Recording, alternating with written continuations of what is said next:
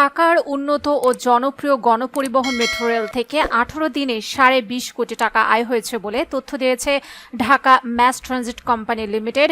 গত 19 সেপ্টেম্বর এক কনফারেন্স সংস্থাটির ব্যবস্থাপনা পরিচালক মোহাম্মদ আব্দুর রউফ এ তথ্য জানান। ডিএসটিসিএল এর প্রধান কার্যালয়ে আয়োজিত সেই কনফারেন্সে জানানো হয়, চলতি সেপ্টেম্বরের প্রথম 18 দিনে মেট্রো রেলে ভ্রমণ করেছে 49,09,049 জন যাত্রী। এতে কর্তৃপক্ষের আয় হয়েছে 20,67,03,591 টাকা।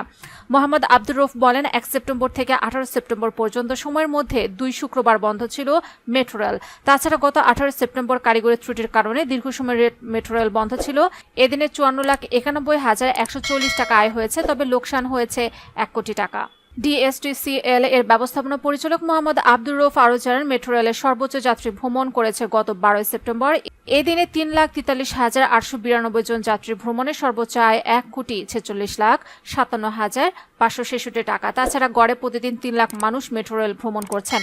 বিভিন্ন গণমাধ্যমে মেট্রো রেলের যাত্রী ও আয় বিষয়ক এই সংবাদ প্রকাশের পর সামাজিক মাধ্যমে বলা হচ্ছে, মেট্রো রেলে আগে 6 মাসে আয় ছিল 18 কোটি টাকা, গত 18 দিনে আয় হয়েছে 20 কোটি টাকা। অর্থাৎ বিগত শেখ হাসিনা সরকারের সময়ের চেয়ে অন্তর্বর্তী সরকারের সময় মেট্রো রেলের আয় বহুগুণ বেড়েছে। এ নিয়ে সবর নেটিজেনরা।